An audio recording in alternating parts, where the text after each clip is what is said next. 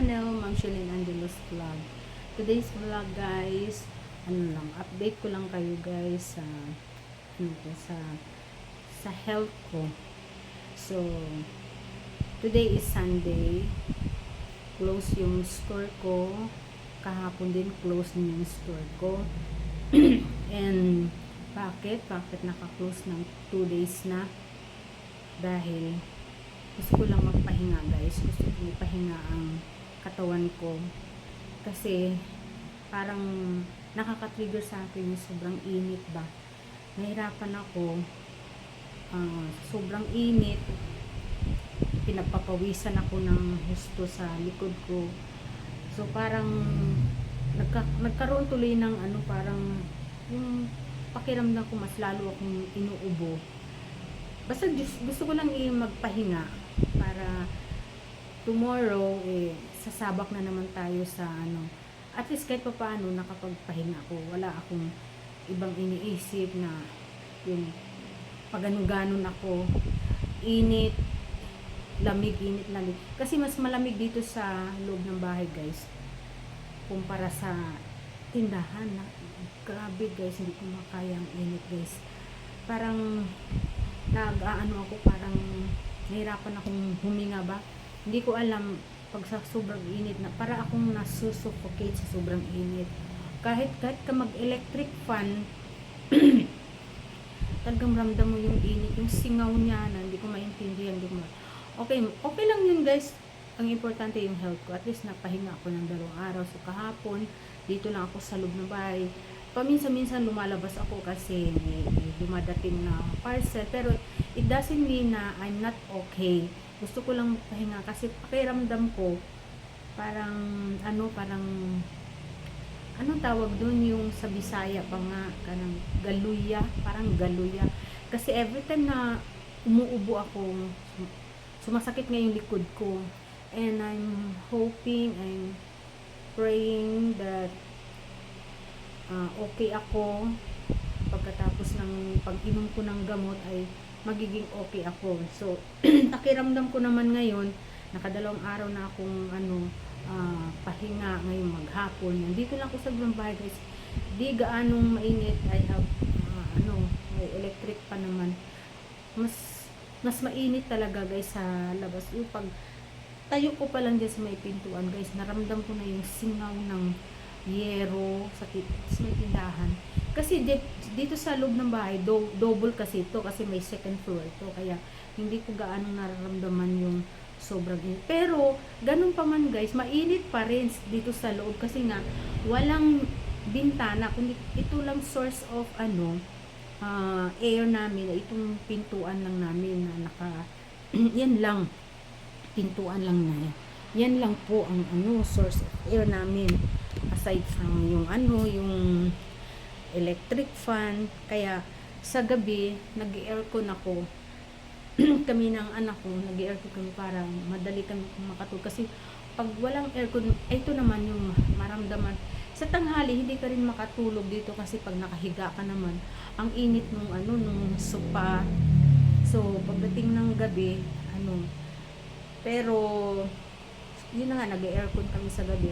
Pero mga ilang oras lang, mga 2 oras, tapos papatay na namin kasi malamig na yung paligid Tapos saka namin yung electric fan. At least tuloy-tuloy yung tulog namin. Yung papatay namin yung aircon after 2 hours.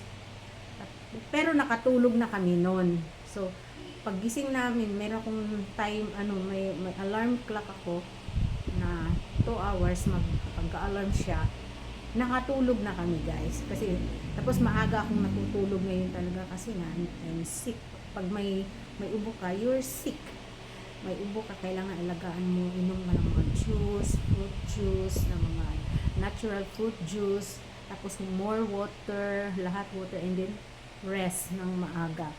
So by 9 o'clock tutulog na kami. So 9, 10, 11 hanggang 11 yung aircon, mag-a-alarm siya.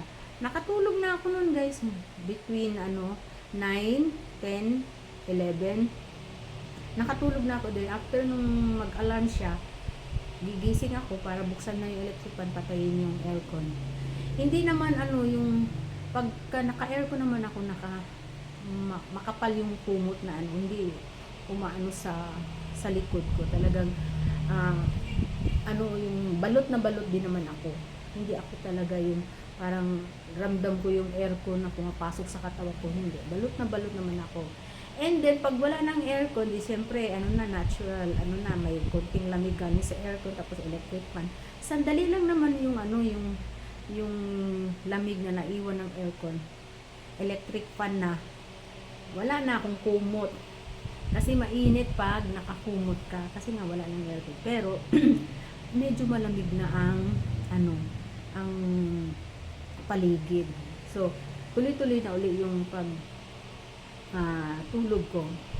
Lagi na lang ako nagigising ng alas 3. Pero pag tulog ko noon ng 11 ulit, 11, 12, 1, 2, 3, ayan, minsan alas 3, minsan alas 4 ako nagigising. Yun na. Sa alamat sa Diyos at nakakatulog na rin ako ngayon. Hindi katulad ng mga nakakaraang araw, linggo, na talagang hindi ako makatulog hanggang alas 3, alas 4, ganyan. Pabaling-baling lang ako. Kaya ang nangyayari guys, bumabawi ako ng tulog. Tulog ako sa mga alas 4 na hanggang alas 9 ng gabi, alas 9 ng umaga, ganun, bumabawi ako ng tulog. Ganun pa man, naapektuhan yung tindahan ko kasi hindi na ako nakakapagbukas ng maaga sa tindahan ko. So, ang ginagawa ko ganun nga guys, natutulog ako kasi yun ang kulang sa akin. So, ang importante sa atin yung health Kaya, very health conscious ako, pero kahit health conscious ka, nagkakasakit at nagkakasakit pa rin talaga. Talagang tao lang talaga tayo. Tayo ay mga mortal talaga. Kahit anong pag niloob ng Diyos na ganito, wala tayong magagawa pag nagkasakit na, pagka talagang magkakasakit talaga. Kaya ingat pa rin tayo sa ating sa ating health. Alagaan natin ating mga sarili, ganyan. So, ganun lang ang ginagawa ko ngayon guys. Dito lang ako sa loob, nanonood ng TV, tapos tutulog guys. Nakailang tulog na ako. Laging isang oras lang yung tulog ko guys. Kanina umaga tulog ako after breakfast. Siguro nag-breakfast ako kasi I have to take my medicine ng 7 a.m. Mga 10 o'clock natulog ako. 10 to 11, ganun. Pagka 10 to 11, na naman, lunch time. So, hindi mo na ako na kumain. Kakigising ko lang. Siguro mga quarter to 12 ako kumain. Tapos, ngayon, anong oras na guys, maya-maya, parang inaantok na ako, matutulog na naman ako. Ay, nakatulog pala ako kanina. Pero lang, siguro naidlip lang ba? Naidlip. Kasi kung bakit ba? Mainit na kasi, nakaramdam ko ng init. Ay, alam niyo, natulog ako kanina ng nakaupo lang. Kasi, pag humiga ako, nakadikit yung aking katawan. Ay, naku, ang init, guys. Pinagpapawisan yung aking likod. Talaga, yun ang iniwasan ko, yung pagpapawisan yung likod ko. Kaya, ang dami kong pamunas, guys.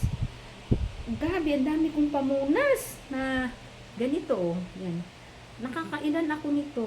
Basa na naman siya, So, kailangan ko, bago ito, so, basa na siya. Isasampay ko lang siya. Tapos, magpapalit ako ng bago. Tapos, pag yun naman ang nabasa, ito naman, tuyo na ito. Dito sa electric fan lang, matutuyo na ito Yun lang. Update ko na sa inyo ngayon. 2 days na akong sarado yung tindahan ko. Pero nakapag-rest naman ako. Mahalaga nun tayo, makapag-rest. Mas importante yung health kaysa yung kita sa sa sobrang init kong tindahan guys. Grabe ang init. Ang singaw talaga, grabe. Okay guys, thank you so much for watching. God bless.